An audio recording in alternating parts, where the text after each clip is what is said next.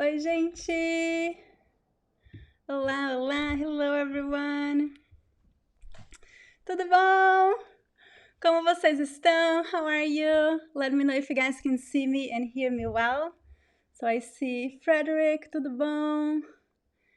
Jacob, Madison, Margus, Ken, Anne-Marie, tudo bom? Daniele, Giovanni.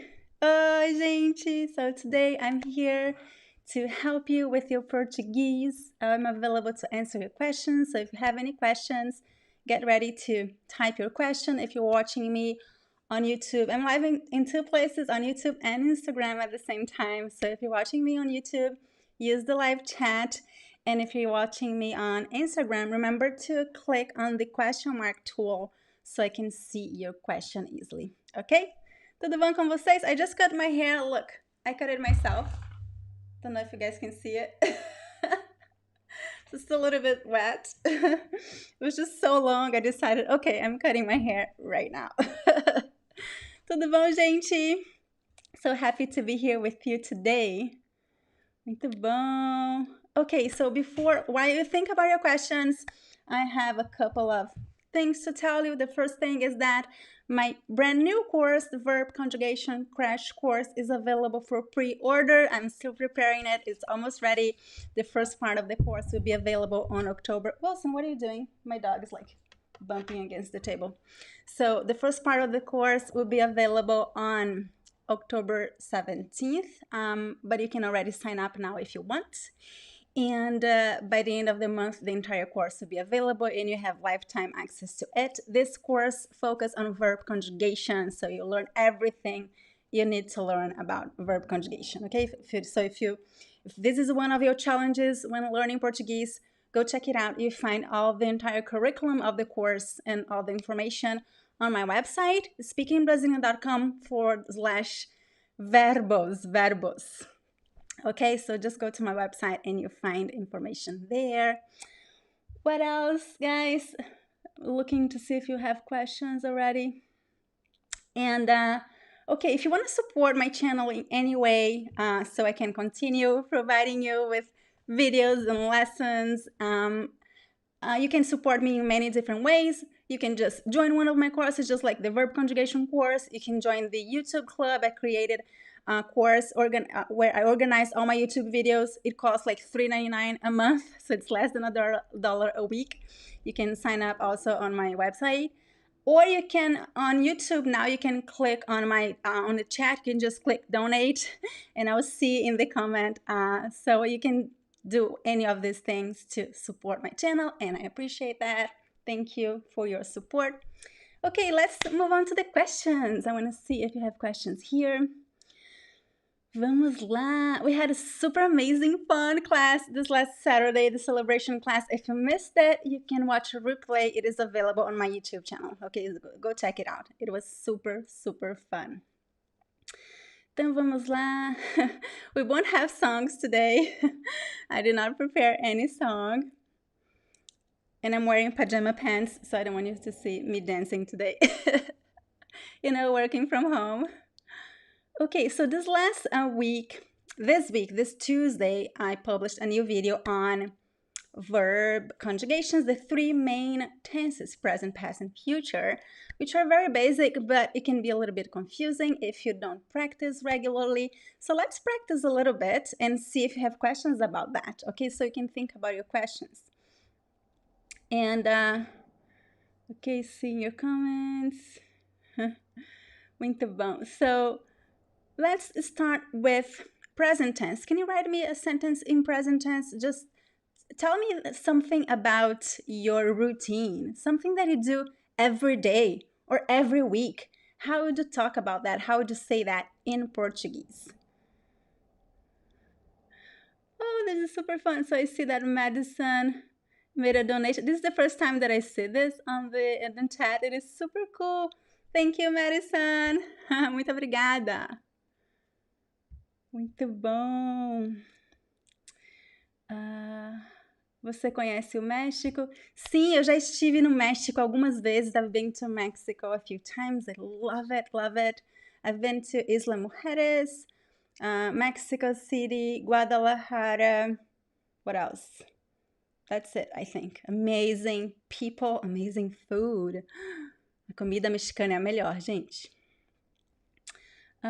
Okay, so here I see a question here from Ken.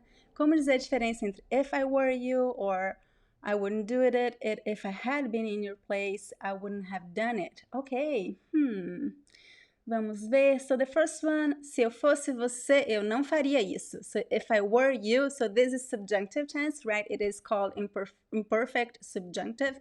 If I were you, se eu fosse você, I wouldn't do it. Eu não faria isso. I would not do it. Eu não faria. So the second part of the sentence is, we call it, it's a conditional, we call it futuro do pretérito. Eu não faria. Não faria isso. The second one is, if I had been in your place, se eu estivesse... So here's a more complex tense. It is compound tense. We use that in Portuguese. So the first one, you're actually giving advice for the future. Like, if I were you, like today, I would not do that in the future, right? Se eu fosse você, eu não faria isso. But the second one, I think it's everything happened in the past, right? So, se eu estivesse no seu lugar, se eu estivesse no seu lugar, eu não teria feito isso. So that something that happened in the past, it's done, it's ended, it has ended. So the second one, it's a more complex tense. Se eu fosse você, se eu estivesse no seu lugar, eu não teria feito isso. I would not have done it. Eu não teria feito isso. Okay, so that's how I would translate the sentences that you gave me. Boa pergunta. So this is advanced Portuguese, okay? These little details that I just gave you, these compound tenses, uses subjunctive tense, they are more complex, more complicated. So I only recommend studying these tenses for advanced learners. Muito bom, gente! Tô vendo seus your homework. Eu faço exercícios todos os dias, muito bom! Acordo às 8, muito bom. Eu gosto, with O at the end, eu gosto de caminhar no parque. Eu corro. So remember when you conjugate for the first person, eu, you should end the verbs end with the letter O in present tense. Eu trabalho, eu corro, eu gosto. So the pronunciation is very weak, but the letter, when you write it, is with the letter O. Muito bom, eu trabalho todo dia. Eu ensino inglês, muito bom. Que bom ver vocês. Eu como café da manhã. So with this phrase, café da manhã, breakfast, we usually use the verb tomar. Eu tomo. Eu tomo café da manhã. Eu tomo café da manhã todos os dias. Não assisti Squid Game ainda. É bom? Is it good? Who have watched it? Squid Game. Eu trabalho todos os dias, muito bom. Eu gosto de estudar português. So here a question from Jazz. What is the difference? Qual a diferença de tive e tinha? So here we are talking about two tenses, past, the perfect and the imperfect tense, right? The first one is equivalent to the simple past in English. It is used for things that happen one time at a specific time. And the second one is imperfect tense, which is used to talk about habits, things that you did many times in the past, descriptions in the past, to tell your age in the past. So I made a video about this 2 weeks ago, so not this last video, the one before, I talk about these two tenses. And so let me give you a couple of examples. Can you guys give me examples using tive and tinha? So for instance, I'm talking about something that yesterday I did not have time to do something. I would use the first one. I would say, eu não tive tempo. I did not have time. I'm talking about one thing that happened, one moment is specific. But if I'm talking about something, if I'm saying that when I lived in São Paulo, I did not have time to do something. So then I'm talking about a habit, something that happened many times. Then I should use the second option. So then I would say, quando eu morava em São Paulo, eu não tinha tempo para estudar inglês. So when I lived in São Paulo, I did not have time to study English. So when you translate into English, most of the time they are the same, but the second one, the tinha, you could also switch to used to have. I used to have. So usually you can try to test if it works. If it works to change, to translate as used to plus the verb, then you could use the imperfect tense. I hope that helps. This topic is a little bit also intermediate level. I don't recommend worrying about this if you are a beginner level student, okay? Muito bom, boas perguntas. Keep sending me questions. I'm gonna check here Instagram to see if there's a question. So a question from Nuruliana. Is there a certain sotaque that is most used in Brazilian movies or TV shows? Yes, most novellas, telenovelas, and the most popular TV shows are usually recorded, made either in São Paulo or Rio de Janeiro. So I think these two accents are the most common ones, the ones that you're going to see on television. But we also have amazing movies made in the Northeast. So it really depends. But I think that Rio de Janeiro and São Paulo is the most common accent that you're going to see on TV shows and Brazilian television. Okay, very good question. So if you're watching me on Instagram and you have questions, use the question mark tool, okay? Because it is really hard to see your comments. Yes, okay. Muito bom, gente. Looking for more questions here. So Kennedy is asking questions about, can you tell us more about the new verb course, the structure of the lessons, and anything else, please? I want to sign up.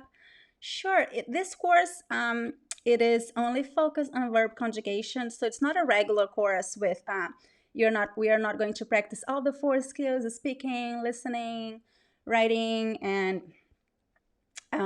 what is the other one? So you're not going to practice everything because it is a course focused on verb conjugation. So you learn all the tenses that you need to learn, all the most common verbs, because there are hundreds and hundreds of verbs, so it's overwhelming which verbs I should study. So I'm going to give you a good list of verbs for you to study and learn how to use them. I'm going to give you lots of examples on how to use those verbs. And I'm going to teach you all the tenses that you need to know. I'm going to tell you the tenses that you don't need to know. I'm going to tell you all the pronouns that you need to know and the conjugations and the ones that you don't need to know. So everything related to verb conjugation. It is a pre-recorded course. You have access to videos, PDFs, and it's a very, very complete course on this topic. But if you want to learn practice conversation, have a class with a teacher, then I recommend you join one of my other courses. Okay, this course does not include live classes, but I'm preparing a bonus class for November. I don't have more information about that yet. I'll let you know later.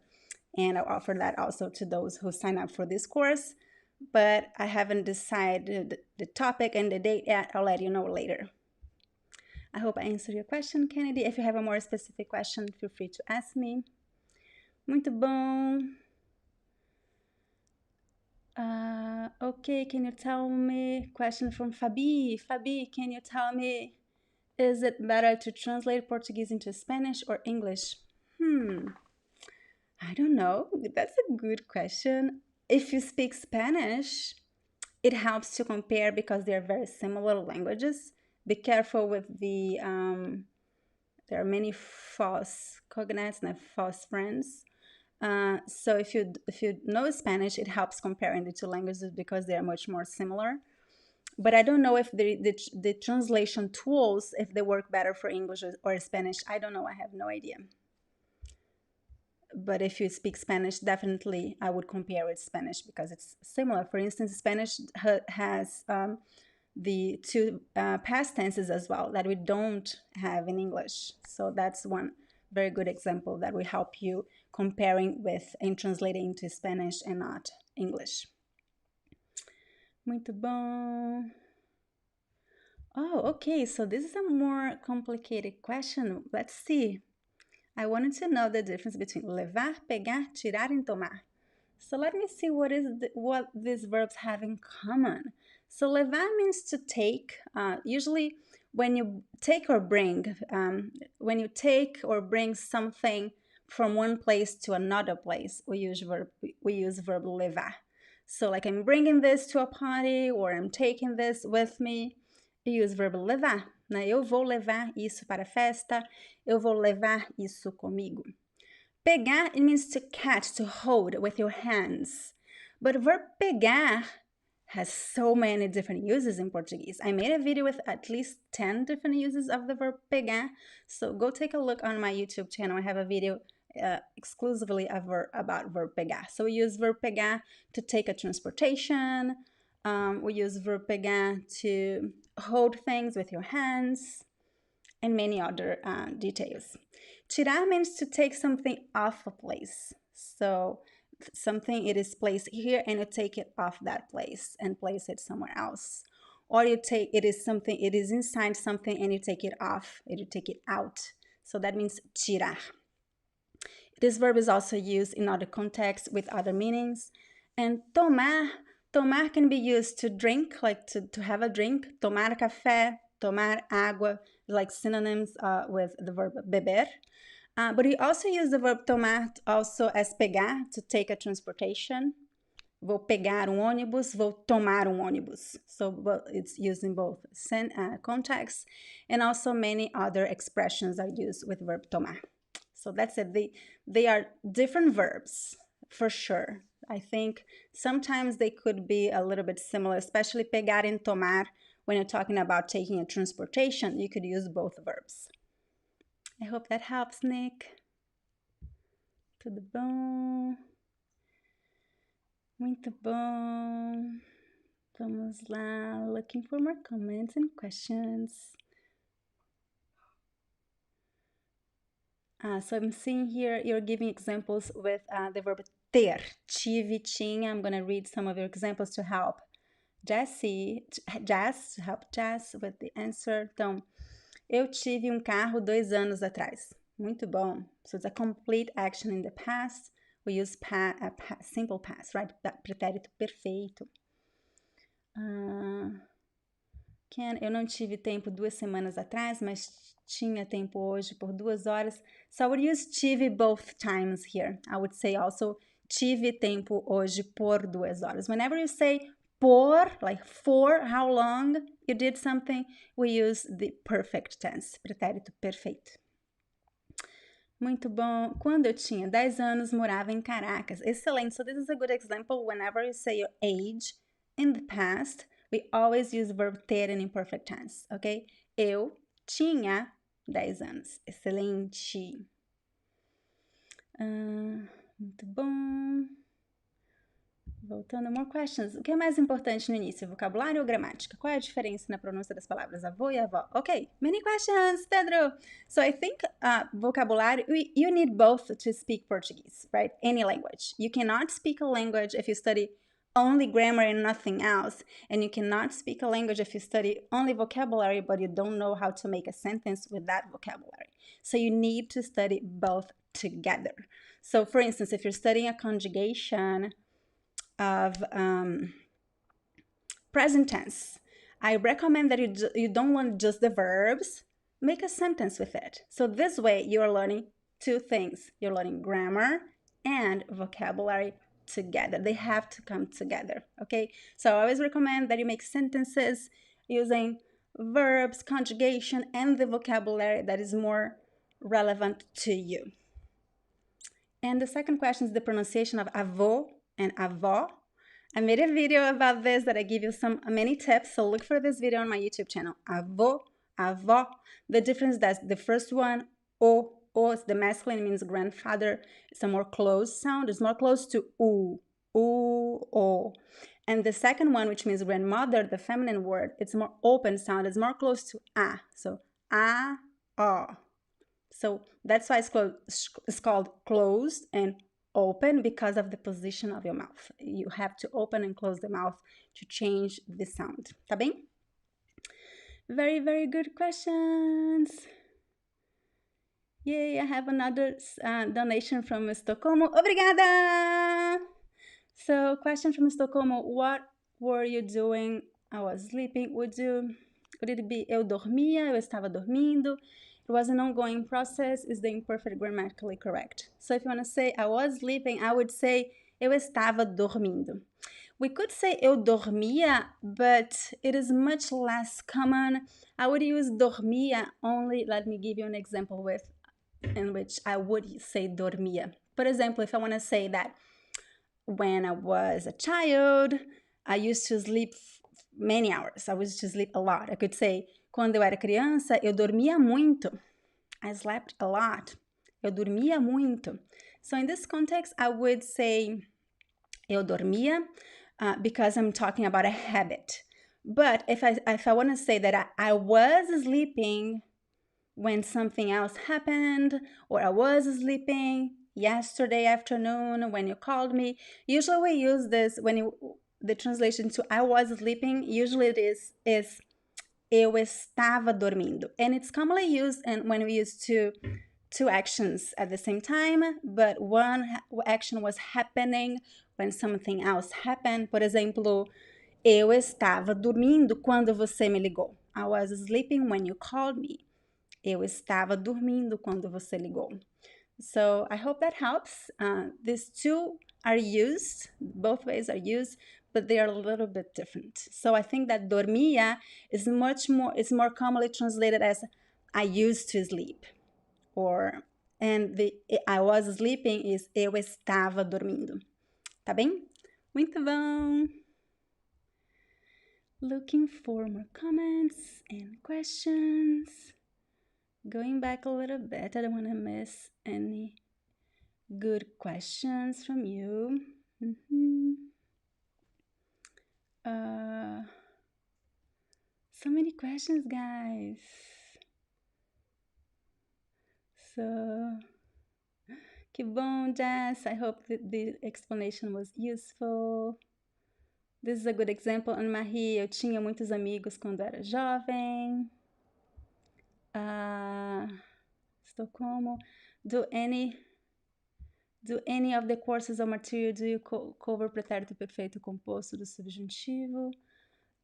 Yes, I am going to cover all the tenses in the new course that I'm preparing right now. It's called Verb Conjugation Crash Course.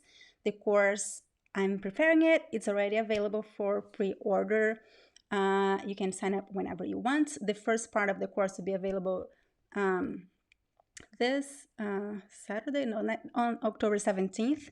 And then this lesson is more advanced, so this will be available more by the end of the month. Okay, so the entire course will be available by the end of this month. You can see the entire curriculum on the website speakingbrazilian.com/verbos. Okay, so I cover all the tenses, including the most advanced ones. All the compound tenses in subjunctive mode, we are also going to talk about that in the course. Muito bom. Pergunta do Charles. I want to say happy birthday to your mom correctly. Feliz aniversário. So if you want to say happy birthday to someone, you say feliz aniversário para sua mãe. I know these two prepositions are confusing. I made a video about this. I know I have almost 200 videos on my YouTube channel, so I like to remind you that I made videos about these topics because these videos can help you a lot. So I recommend you watch a video. It is the difference between para and por. And in this video, I talk about when to use one or the other. I know it is complicated because it's not super simple.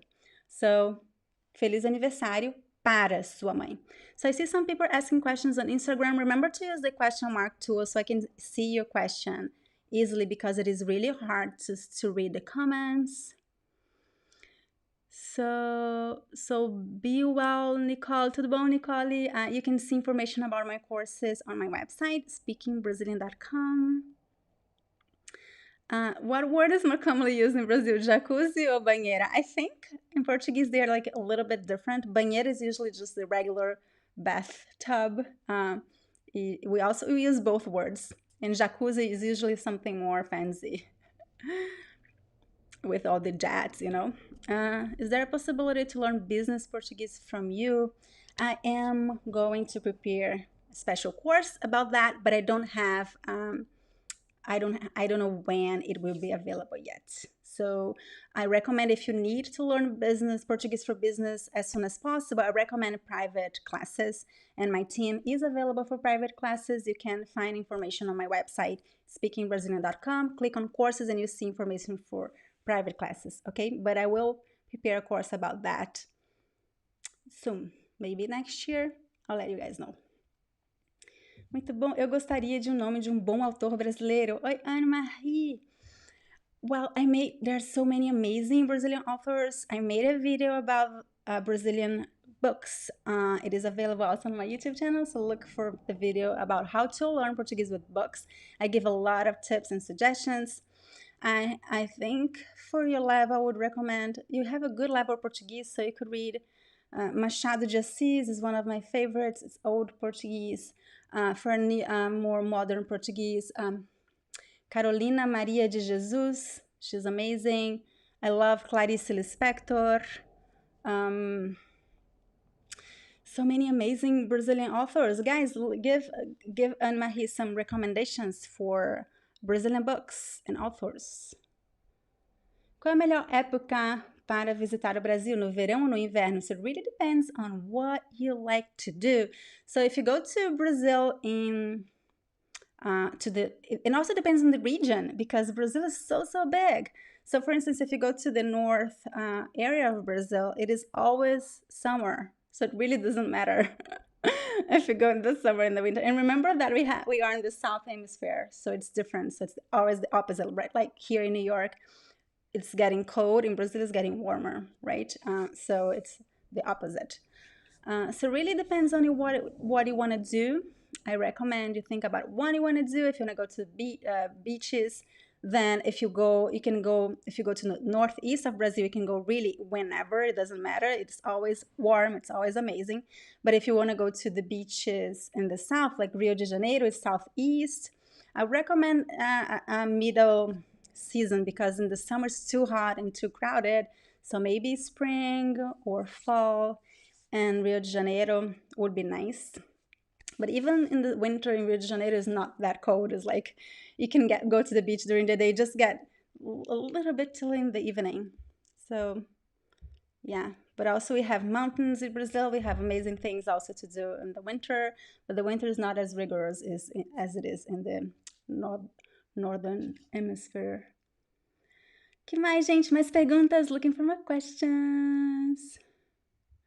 Oh, so this question mark 2 that I mentioned is only on Instagram. Okay, if you're on YouTube, just use the chat.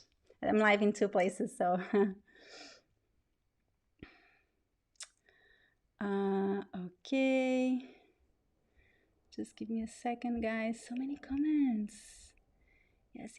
Some have another question here on Instagram. So, tudo or todo? I also have a video about this on my YouTube channel. So it helps to translate into English. Tudo means everything. Todo means all or every. So whenever you use the word todo, you have to connect with a noun. You have to talk about a noun. Like, por ejemplo, todo dia, every day. But if I say, I ate everything. Like I was eating, ate everything. Eu comi tudo. So if you translate, it always works, okay? Todo, and todo varies. It has feminine, masculine, plural. The word tudo, which means everything, does not vary because it already means everything. So you're not talking about anything, you're just talking, it is a word that it is not connected with a noun, so it does not vary. So for more examples and more details, look for my YouTube video on tudo and todo. Okay, it is available on my YouTube channel. Por acaso e por coincidência, they have similar meanings. Por acaso means by chance, e por coincidência means it was a coincidence. So, similar meaning, but the words, they have different meanings, right? Acaso means like by chance, and coincidência means a coincidence. So, yeah. Muito bom. Que mais, gente? You have amazing, good questions. So how much time per day do you think is most efficient to spend studying a new language? I would recommend studying 30 minutes a day. Of course, if you have more time, the more you study, the better. I think it is better to study a little bit every day than just a long time once a week, because your brain needs to see the same thing many times to really learn and memorize. So I recommend you study at least like 30 minutes a day. That would be good. I think that would be a good place to start. Muito bom! Que mais, gente? Very good questions. We're almost getting to the end of this Q&A. I hope this was useful for you.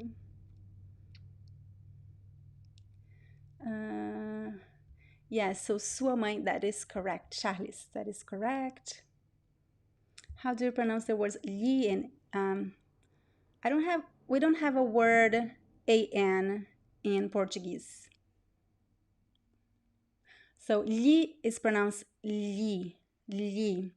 It's similar to L-I-A, L-E, li, but it's li, li. You have to touch the tongue on the top of your mouth.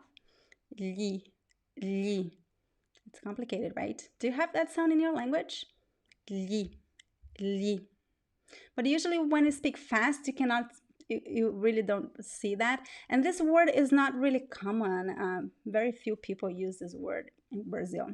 It's a more formal word, but some regions also they use more than in other regions. Muito bom.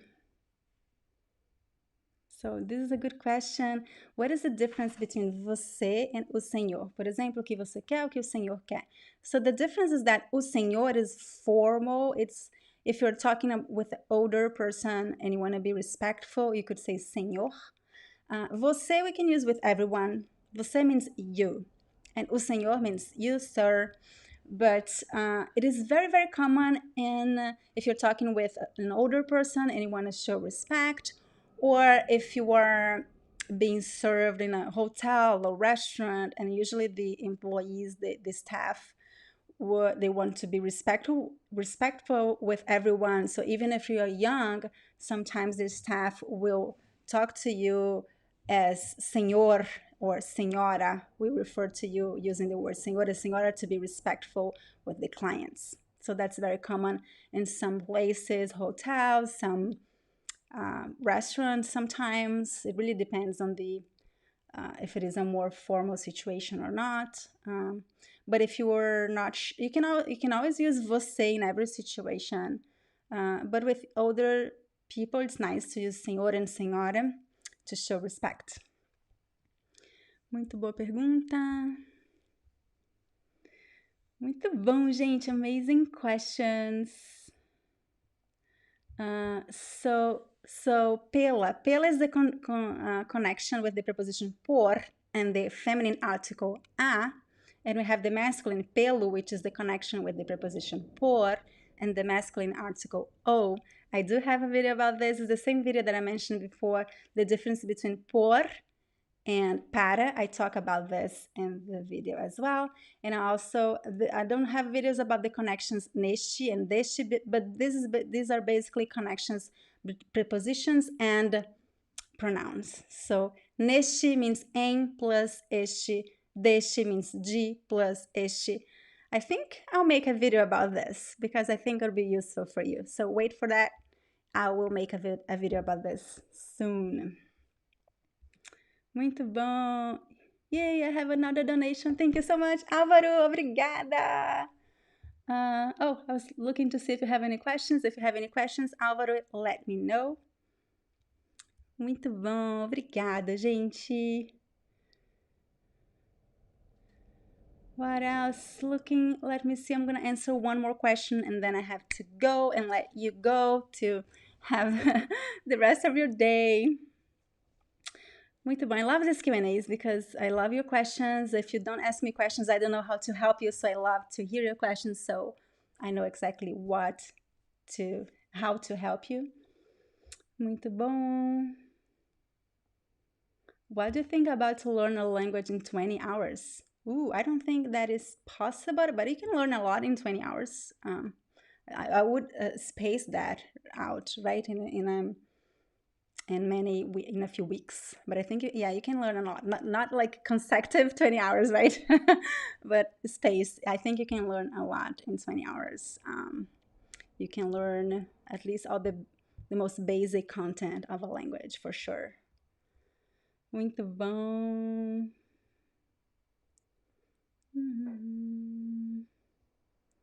Where do you recommend people get practice speaking online? Well, there's so many things that you could do. I recommend, it really depends on what you like to do. You could just watch YouTube videos, you can listen to podcasts. I recommend to practice speaking. If you like to practice by yourself, I recommend you do an exercise called imitation exercise. So you just repeat out loud everything that you hear. So to do this exercise, it's important to choose a video or a podcast that is not too difficult for you, so you can understand and repeat. This way you practice a lot of speaking and pronunciation, and also learn vocabulary by the context. I love doing this exercise. I do that a lot when I'm studying. But also, if you really want to speak with someone, you could try to find someone in the comment sections. And also, I recommend you go to my Facebook group. It is free. You can find someone to practice with there. And if you are a student in my school, I also create a place where you can find speaking partners to practice with. Okay, so many different things you could do to practice speaking online. I hope that helps, Jennifer. So, question, when are your next classes? Registration deadline. So my regular courses are, the next classes start in February next year, and the enrollment will be open in January. So I recommend you add your name to the waiting list to not miss the enrollment period. If you don't know where to find, if you just go to my website, speakingbrazilian.com, and click on the courses that you're interested in, and click to sign up, the page will pop up to add your name to the waiting list. If you have questions about that, you can also email my assistant Aline at school@speakingbrazilian.com. And but if you don't want to wait, while you wait for the next classes to start, you can study using my YouTube videos. I recommend you do that. I recommend you study using all my free content, because that will prepare you to join the classes, and it will be much more prepared for the classes, and you'll learn faster as well. So I recommend you start studying now. And there is this conjugation course that it is available for pre-order today that will also help you a lot. Even if you are a beginner, the first modules of the course are recommended for beginners, and that will help you a lot.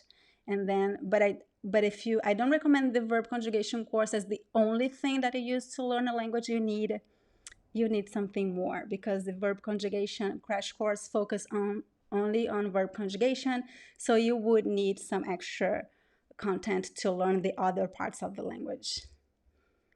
Okay, I think I'm speaking too much. Thank you so much for joining me today. So my last name, Langhammer, is from my husband. He is from the south of Brazil, in Joinville. There are a lot of German immigrants there. So yeah, so his name is German. Muito bom, gente. Okay, thank you so much for joining me today. This was fun, and I'll see you again. I'll have another Q&A on the first Thursday of November. And I hope you enjoy this class, and I hope I'll see you again then. Beijo grande e até a próxima. Tchau, tchau!